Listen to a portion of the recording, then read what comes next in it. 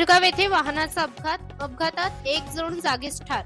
भोर तालुक्यातील हिरडस मावळ भागातील शिरगाव हद्दीत कारचा अपघात झाला।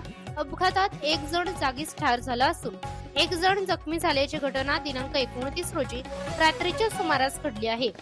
सदर महाड पंढरपूर रस्त्याचे काम चालू असून ठिकठिकाणी रस्ता खराब आहे, तर काही ठिकाणी मोऱ्या टाकण्यासाठी खोदकाम केले आहे। 2 दिवसापासून या भागात पावसाचे प्रमाण जास्त असून दाट धुके देखील पडलेले आहे। वाहन चालकाला वळणाचा अंदाज न आल्यामुळे व दाट धुके पडल्यामुळे वाहन शिरगाव हद्दीत मोऱ्या टाकण्यासाठी खोदकाम केलेल्या खड्ड्यात कोसळले आणि हा अपघात झाला।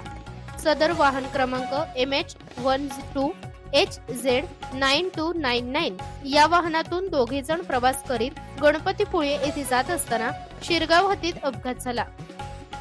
यामध्ये राहुल विश्वास पानसरे वय वर्ष 45 राहणार मुंबई यांचा मृत्यू झाला असून राहुल देवराम मुटकुळे वय वर्ष 32 राहणार अहिल्यानगर हे जखमी झाले असून त्यांच्यावर महाड येथे उपचार चालू आहेत।